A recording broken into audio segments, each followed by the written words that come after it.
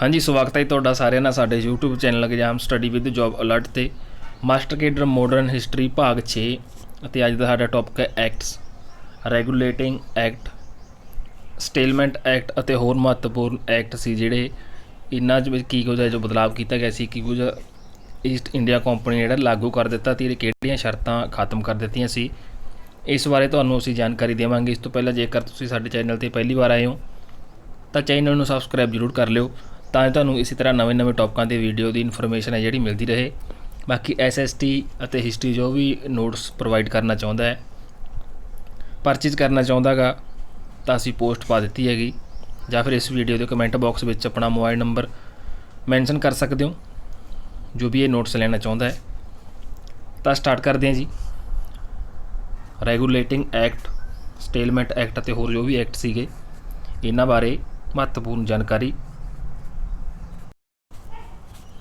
ਤਾਂ ਸਟਾਰਟ ਕਰਾਂਗੇ 1773 regulating act Bharat ਵਿੱਚ ਅੰਗਰੇਜ਼ਾਂ ਦੁਆਰਾ ਬਣਾਇਆ ਗਿਆ ਸੀ। ਇਹ ਪਹਿਲਾ ਐਕਟ ਸੀਗਾ ਜੋ ਬ੍ਰਿਟਿਸ਼ ਸੰਸਦ ਦੁਆਰਾ ਬਣਾਇਆ ਗਿਆ ਸੀ। ਇਹ ਕਾਨੂੰਨ 1773 ਵਿੱਚ ਬਣਾਇਆ ਗਿਆ ਸੀ ਪਰ ਇਸ ਨੂੰ ਲਾਗੂ ਜਿਹੜਾ 1774 ਦੇ ਵਿੱਚ ਕੀਤਾ ਗਿਆ ਸੀ। ਇਸ ਅਧੀਨ ਕੀ ਸੀਗਾ ਉਹ ਅਸੀਂ ਪੁਆਇੰਟ ਤੁਹਾਡੇ ਨਾਲ ਸ਼ੇਅਰ ਕਰਾਂਗੇ।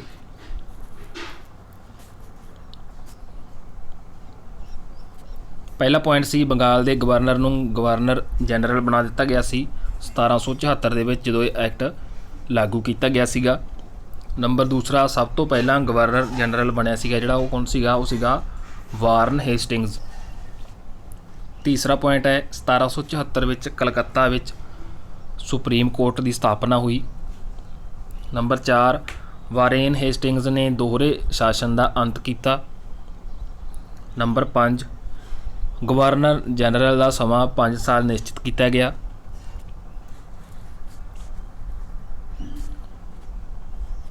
ਨੰਬਰ 6 ਕਲਕੱਤਾ ਵਿੱਚ ਪ੍ਰੈਜ਼ੀਡੈਂਸੀ ਵਿੱਚ ਸਰਕਾਰ ਅਤੇ ਉਸ ਦੇ ਸਹਾਇਕ ਮੰਤਰੀ ਨਿਯੁਕਤ ਕੀਤੇ ਗਏ। ਨੰਬਰ 7 ਕੰਪਨੀ ਦੇ ਅਧਿਕਾਰੀਆਂ ਤੇ ਨਿੱਜੀ ਵਪਾਰ 'ਤੇ ਰੋਕ ਲਗਾ ਦਿੱਤੀ ਗਈ ਸੀ। ਰਿਸ਼ਵਤ ਅਤੇ ਉਪਹਾਰਾਂ ਉੱਪਰ ਰੋਕ ਲਗਾ ਦਿੱਤੀ ਗਈ ਸੀ। 9ਵਾਂ ਪੁਆਇੰਟ ਹੈ ਸਰਕਾਰ ਈਸਟ ਇੰਡੀਆ ਕੰਪਨੀ ਨੂੰ ਆਰਥਿਕ ਰਾਜਨੀਤਿਕ ਨਾਗਰਿਕ ਮਾਮਲਿਆਂ ਦੀ ਜਾਣਕਾਰੀ ਦੇਣੀ ਜ਼ਰੂਰੀ ਸਮਝੇਗਾ।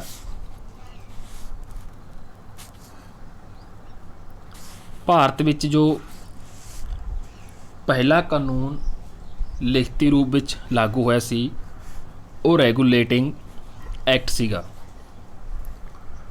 ਅਗਲੇ ਨੰਬਰ 2 ਤੇ ਆਉਂਦਾ 1781 ਸਟੇਲਮੈਂਟ ਐਕਟ ਯਾਨੀ ਕਿ ਸੁਧਾਰ ਕਰਨਾ।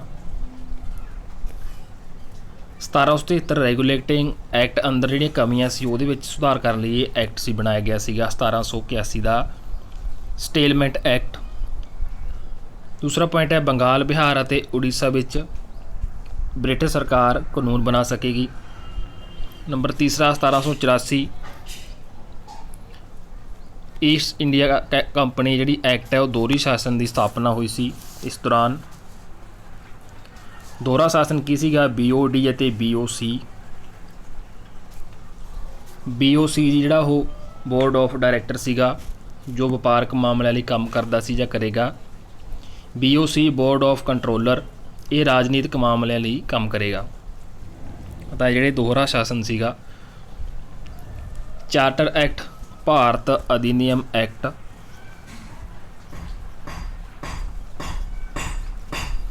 1793 ਚਾਰਟਰ ਐਕਟ ਹਰ 20 ਸਾਲ ਬਾਅਦ ਪਿਛਲੇ ਚਾਰਟਰ ਐਕਟ ਦੀਆਂ ਕਮੀਆਂ ਨੂੰ ਦੂਰ ਕਰਕੇ ਬਣਦਾ ਸੀ। 1853 ਤੋਂ ਬਾਅਦ 1873 ਵਿੱਚ ਚਾਰਟਰ ਐਕਟ ਬਣਨਾ ਸੀ ਪਰ 1857 ਦੀ ਕ੍ਰਾਂਤੀ ਕਰਕੇ 5 ਸਾਲ ਬਾਅਦ ਇਹ ਚਾਰਟਰ ਹੈ ਜਿਹੜਾ ਬਣਾਉਣਾ ਪਿਆ ਸੀ। ਇਸ ਤੋਂ ਬਾਅਦ ਅਸੀਂ ਗੱਲ ਕਰਾਂਗੇ 1793 ਦਾ ਜਿਹੜਾ ਚਾਰਟਰ ਐਕਟ ਸੀਗਾ। ਇਸ ਦੌਰਾਨ ਕੀ ਹੋਇਆ ਸੀਗਾ ਕੰਪਨੀ ਦਾ ਅਧਿਕਾਰ ਸੀ ਜਿਹੜਾ 20 ਸਾਲਾਂ ਲਈ ਵੱਧ ਗਿਆ ਸੀਗਾ। ਕੰਪਨੀ ਦੇ ਕਰਮਚਾਰੀਆਂ ਦੀ ਤਨਖਾਹ ਭਾਰਤੀ ਖਜ਼ਾਨੇ ਵਿੱਚੋਂ ਦੇਣੀ ਹੈ ਜਿਹੜੀ ਸਟਾਰਟ ਕਰ ਦਿੱਤੀ ਗਈ ਸੀ। ਸੁਧਾਰ ਵਾਲੇ ਨਿਯਮ ਬਣਾਏ ਗਏ ਸੀ।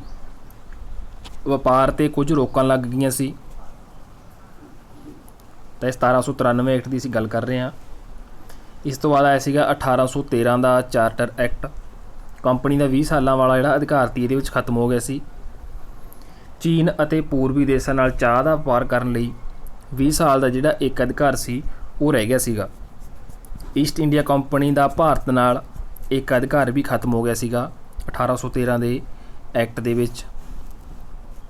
ਕੁਝ ਸੀਮਾਵਾਂ ਸ਼ਰਤਾਂ ਨਾਲ ਬ੍ਰਿਟਿਸ਼ ਨਾਗਰਿਕਾਂ ਦੇ ਲਈ ਭਾਰਤ ਨਾਲ ਖੋਲ੍ਹ ਦਿੱਤਾ ਗਿਆ ਸੀਗਾ। ਲਾਰਡ ਮੈਕਾਲੇ ਦੇ ਨਿਰਦੇਸ਼ ਅਧੀਨ ਕਾਨੂੰਨ ਆਯੋਗ ਦਾ ਗਠਨ ਕੀਤਾ ਗਿਆ ਸੀਗਾ ਇਸ ਐਕਟ ਅਧੀਨ। ਅਗਲਾ ਸੀ 1833 ਦਾ ਐਕਟ। ਇਸ ਐਕਟ ਅਧੀਨ ਬੰਗਾਲ ਦੇ ਗਵਰਨਰ ਜਨਰਲ ਨੂੰ ਪੂਰੇ ਭਾਰਤ ਦਾ ਗਵਰਨਰ ਜਨਰਲ ਬਣਾ ਦਿੱਤਾ ਗਿਆ ਸੀਗਾ। ਇਸ ਅਧੀਨ ਬਣਨ ਵਾਲਾ ਪਹਿਲਾ ਗਵਰਨਰ ਜਨਰਲ ਵਿਲੀਅਮ ਬੈਂਟਿਕ ਸੀਗਾ।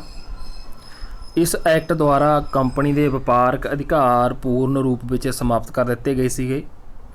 ਹੁਣ ਕੰਪਨੀ ਦਾ ਬ੍ਰਿਟਿਸ਼ ਸਰਕਾਰ ਦੀ ਤਰਫੋਂ ਭਾਰਤ ਉੱਪਰ ਸਿਰਫ ਤੇ ਸਿਰਫ ਸ਼ਾਸਨ ਕਰਨਾ ਸੀ। ਬੰਬਈ ਤੇ ਮਦਰਾਸ ਪਰਿਸ਼ਦਾਂ ਦੀ ਕਾਨੂੰਨ ਨਿਰਮਾਣ ਸ਼ਕਤੀਆਂ ਸੀ ਜਿਹੜੀਆਂ ਉਹ ਵਾਪਸ ਲੈ ਲਈਆਂ ਸੀ।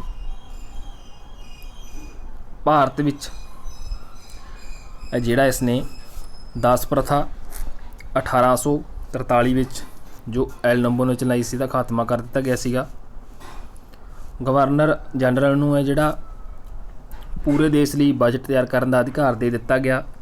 ਭਾਰਤੀ ਕਾਨੂੰਨਾਂ ਦਾ ਵਰਗੀਕਰਨ ਯਾਨੀ ਕਿ ਹਿੱਸਿਆਂ ਵਿੱਚ ਵੰਡਣਾ ਸ਼ੁਰੂ ਕਰ ਦਿੱਤਾ ਗਿਆ ਸੀਗਾ। ਇਸ ਲਈ ਵਿਧੀ ਆਯੋਗ ਨਿਯੁਕਤ ਕੀਤਾ ਗਿਆ।